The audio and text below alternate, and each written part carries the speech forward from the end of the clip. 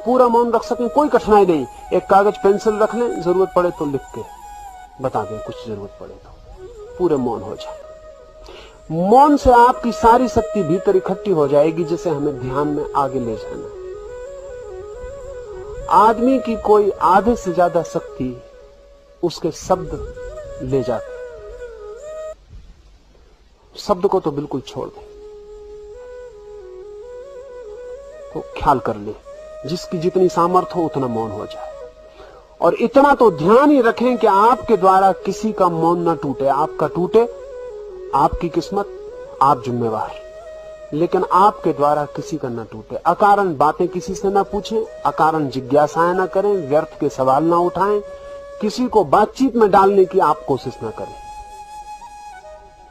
सहयोगी बने दूसरे को मौन करवाने में। कोई पूछे तो उसको भी मौन करने का इशारा देना, उसे भी याद दिला दें कि मौन रहना है। बातचीत छोड़ दें बिल्कुल 7 दिन, फिर बाद में करिए, पीछे तो आपने की है बहुत।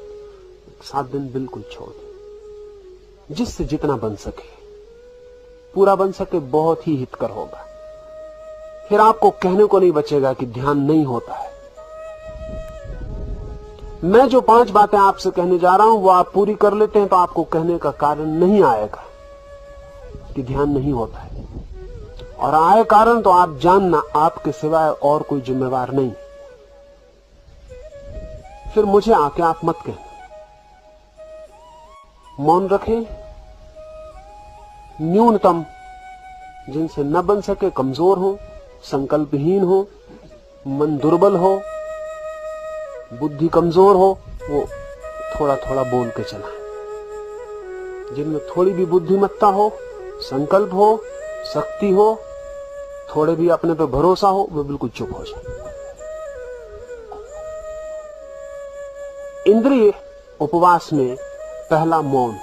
दूसरा, आपकी आंख के लिए विशेष पट्टियां बनाई हैं, वो पट्टियां आप ले लेंगे और कल सुबह से उनका प्रयोग शुरू करें। पूरी आंख को बांध देना है।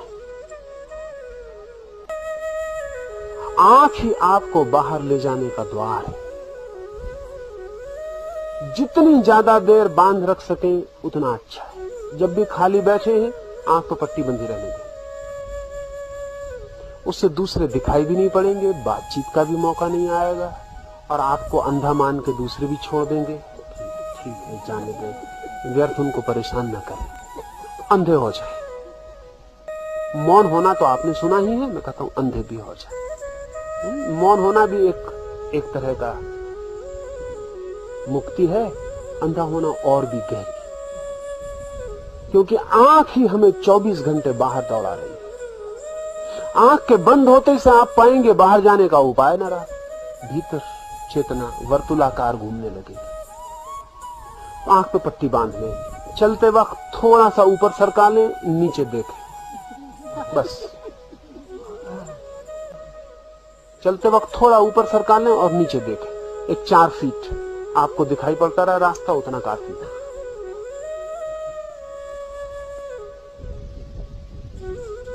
उसे बांध के ही पूरा वक्त गुजारे। जो रात उसको बांध के ही सो सके वो बांध के ही सोए। जिनको अड़चन मालूम हो वो निकाल दें। बांध के सोएंगे, नींद की गहराई में फर्क पड़ेगा।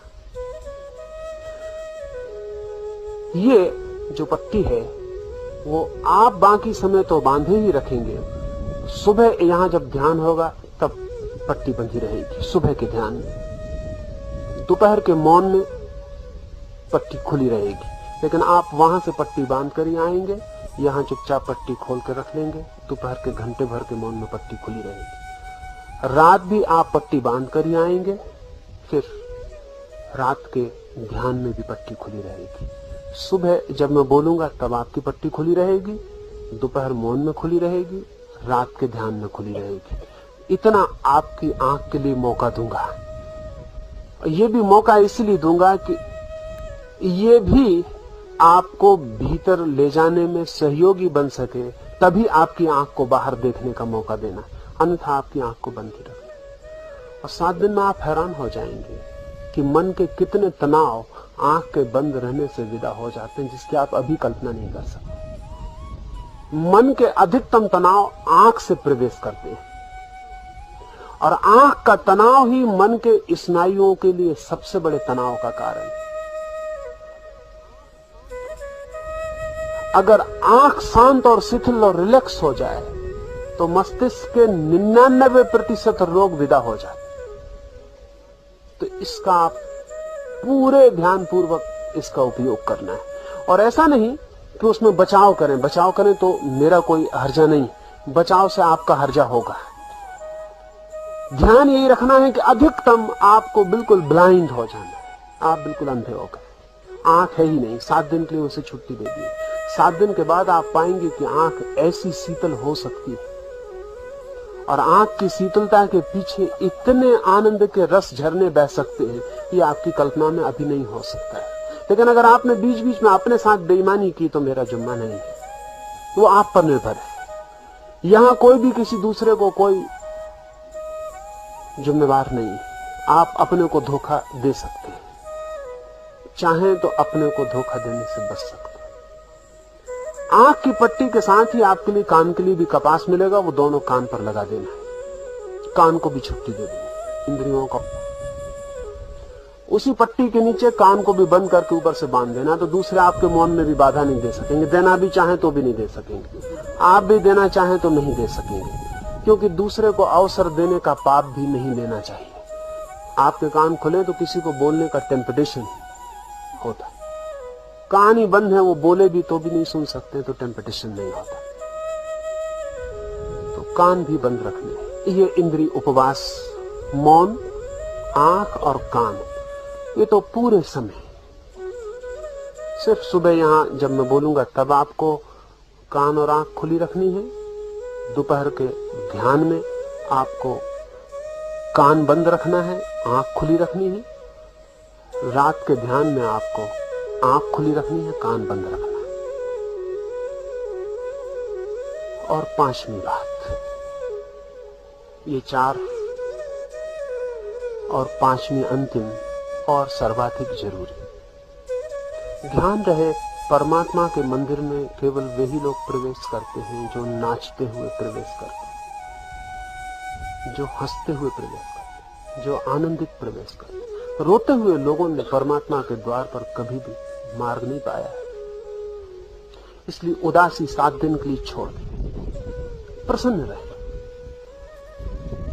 हंसे, नाचे, आह्लादित रहे, चीयरफुलनेस पूरे वक्त आपके साथ हो।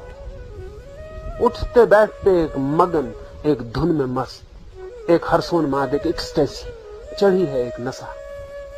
चल रहे हैं तो ऐसे नहीं कि जैसे हर कोई चलता है, चल रहे हैं तो ऐसे जैसे कि फकीर को, साधक को चलना चाहिए, नाचते हुए आनंदित। दूसरे की फिक्र छोड़ दें। यहां हम आए ही इसलिए हैं ताकि हम दूसरे की फिक्र छोड़ सकें।